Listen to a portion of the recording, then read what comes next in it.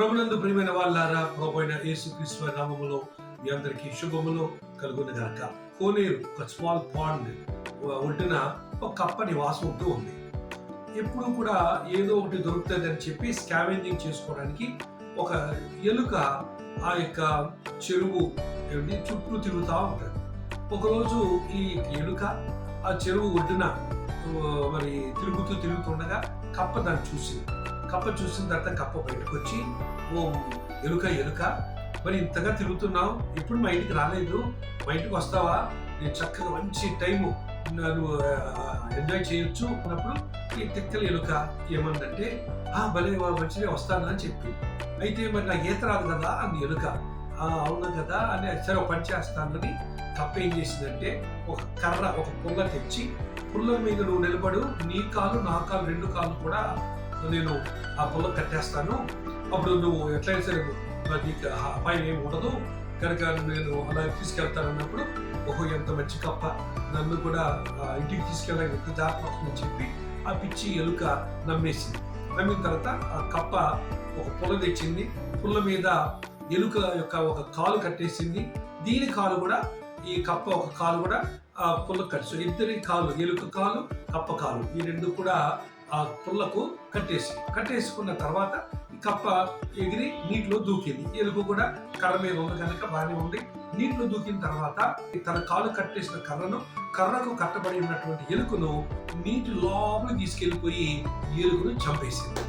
అమ్మయ్యా, ఇప్పుడు నేను హాయిగా తినొచ్చు అని చెప్పి అది మరి చంపేసింది. ఎలుక పాపం చచ్చిపోయింది. సరే, మరి ఇప్పుడు మరి బయటకు రావాలి కదా. అప్పుడు కప్ప ఏం చేస్తుంది, వెళ్ళి నీటి మీదకి వచ్చింది. నీటి మీదకి వచ్చినప్పుడు ఎలుక, చచ్చిపోయిన ఎలుక పాపం నీటిలో తేలుతూ ఉంది. ఈ కప్ప మరి ఈ నీటి మీద ప్రయాణం చేస్తూ ఒడ్డు దగ్గర వెళ్ళడానికి అది ఈడ్చుకుంటూ వెళ్తూ ఉంది నీటి మీద. ఇదంతా పైనుంచి ఒక గ్రద్ద చూసింది. ఈ గ్రద్ద చూసినప్పుడు కింద, ఎలుక ఉంది, చచ్చిపోయింది అని చెప్పేసి ఏం చేసిందంటే, ఆ గ్రద్ద ఎగురుకుంటా వచ్చి ఆ ఎలుకను పట్టుకొని గ్రద్ద మళ్ళా పైకి ఎగిరిపోవడం మొదలెట్టింది. అయితే ఏమైంది పరిస్థితి, ఆ యొక్క ఎలుకను కర్రకు కట్టబడింది. ఆ కర్రకి ఈ యొక్క బతికి ఉన్న ఈ కప్ప కూడా కట్టబడింది కదా. అందుకని ఏమైపోయింది, ఈ యొక్క గ్రద్ద ఈ ఎలుగును పట్టుకొని వెళ్ళిపోతూ ఆ ఎలుగుతో పాటు పట్టింది ఎలుగునే, కానీ బోనస్ ఒకటి దొరికింది. ఏంటిది? కప్ప.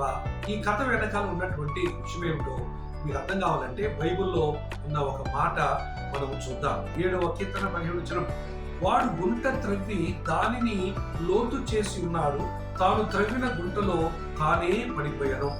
16వ వచనం, వాడు తలంచిన చేటు వారి నెత్తి మీదకే వచ్చును, వాడు యోచించిన బలాత్కారము వారి నడినెత్తి మీదనే పడును.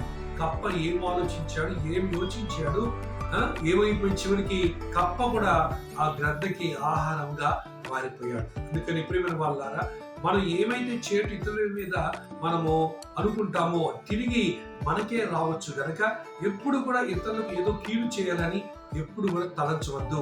ఎప్పుడు కూడా ఎవరిని కూడా బజారు పాలు చేయవద్దు. ఎవరి మీద చెడ్డ సాక్ష్యం కానీ అబద్ధ సాక్ష్యం కానీ చెప్పవద్దు.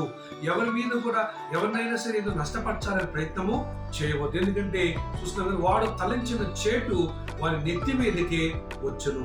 కనుక మనము ఈ యొక్క సామెతలు, కీర్తనలో ఉన్న సామెతలు, వాక్యంలో ఉన్న సత్యాన్ని గ్రహించి మనము మన జీవితాన్ని కట్టుకుందాం.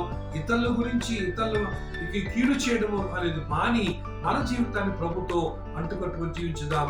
దేవుడు సాయం చేయను గాక. ఆమేన్.